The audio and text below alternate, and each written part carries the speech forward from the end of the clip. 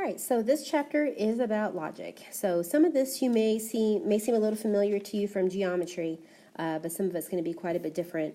There is a little bit of this that's in your formula booklet, but we haven't gotten to that part yet, so I'll let you know when we get to that point. Also, there is going to be a lot of writing in this section, so for the sake of your homework, if you would rather type it, I don't have a problem with that. You are going to be kind of jumping back and forth, though, between words and numbers, so you may find it's just easier to write it. So first of all, just a little bit of history here. According to your textbook, in the 4th century BC, Aristotle, who I'm sure you've heard of before, formalized a system of logical analysis, in which a complicated argument was reduced into simpler statements, which were themselves used to determine the truth of an argument.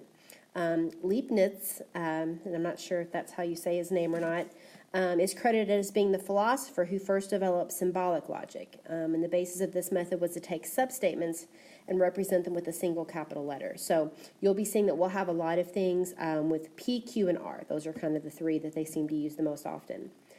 So, for example, let's say that we have two statements represented by P and Q. So P is this book is interesting, and Q is I'm staying at home.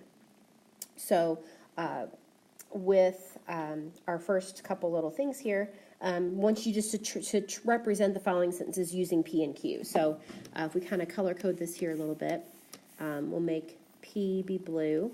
So here is the blue, and then we'll make Q be red.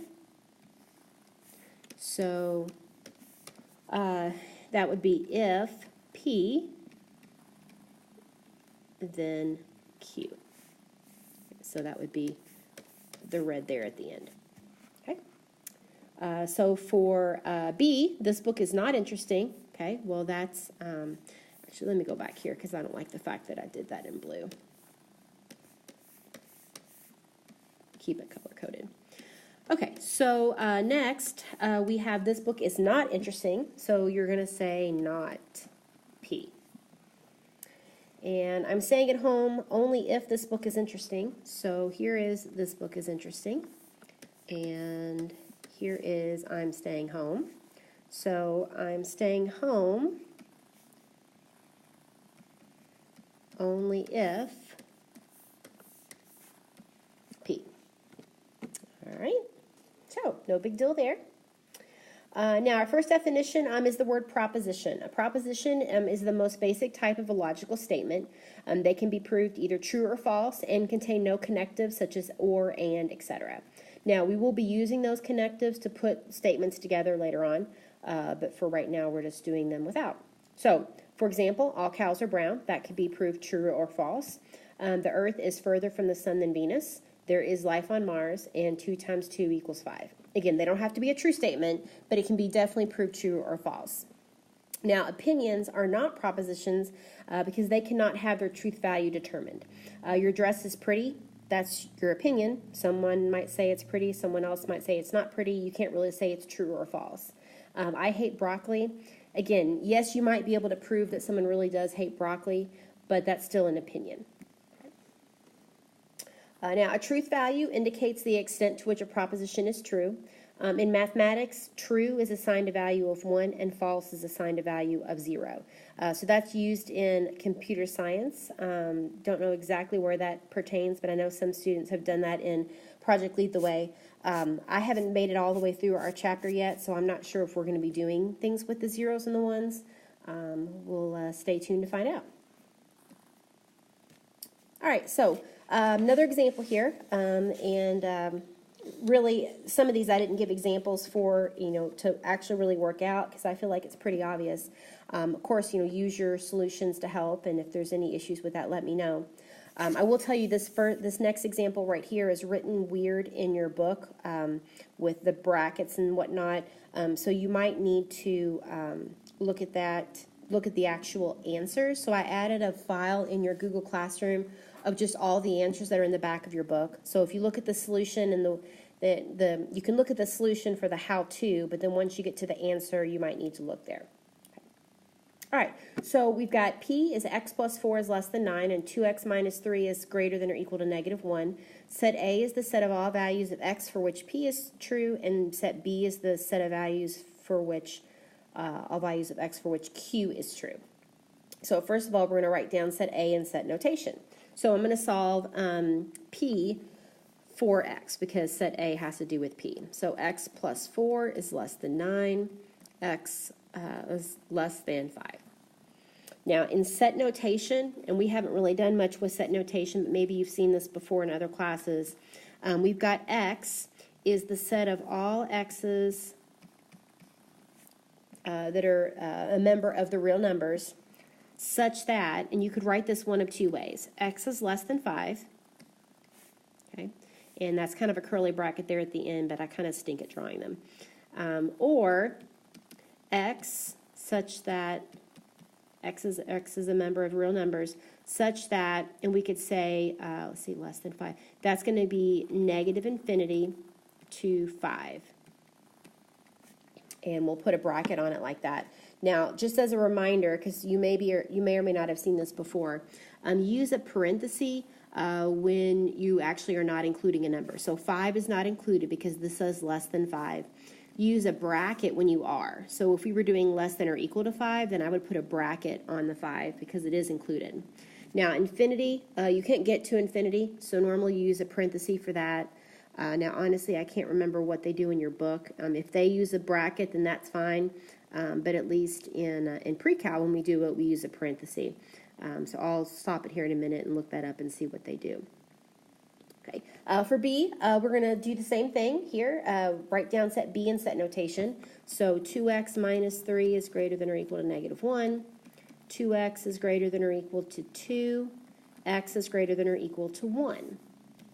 So again, we can write this two ways.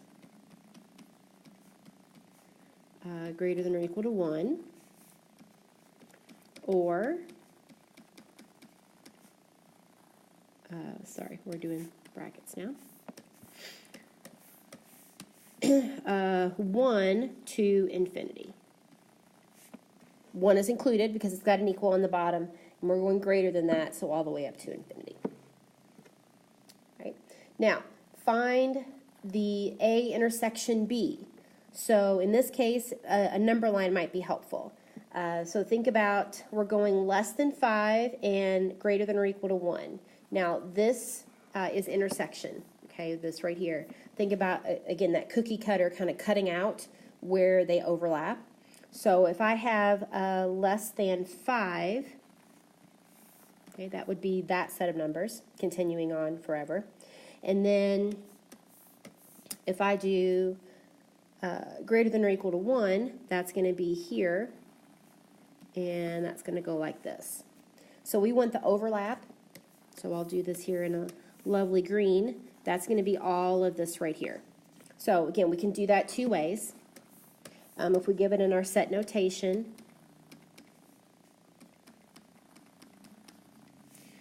now, I didn't really say here, this little kind of crazy symbol here in the middle, it's like an E, but without the corners. But it means that it's an element of. So it's an element of the real numbers. And we can do 1 is less than or equal to x is less than 5. Okay. Make sure we have the less than or equal to there because of the 1. Or we can use a bracket and a comma and a 5. Now, I know that that kind of looks like a point, but people would know that it's not, like it wouldn't make sense to give an x comma y when you're doing a set of points like this, a set of numbers, I should say. So people would know that means that you're going from 1 to 5. Okay, so I'm going to pause this just so I can look this up in the book real quick and see if they're using parentheses or inequalities, just so I can give you a heads up. Okay, so after looking at the answers that are in the back of the book, they only give you the inequality. So I can't write on this, unfortunately, and with the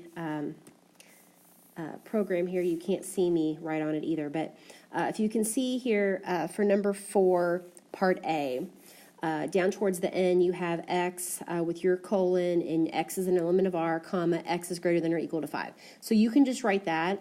Over to the side, that should be a bracket 7 comma 8 or 7 comma infinity, and then really that should be an open parenthesis I don't know why they have the bracket there, but it's also backwards. So that's kind of weird. So, but I guess they're telling you that it's okay to give your answer like that. In the back of your book, though, they don't give that as a possibility. So I'll have to do some more research and see how they want you to give your answers on the exam.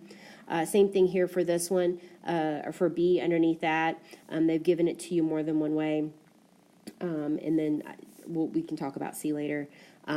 So whatever seems easier for you, doing it with the inequality, there is a lot of extra steps that you have to do there with the X as an element of blah, blah, blah, but that may be how you need to do it. So I will look that up and try to find out how to give your answer.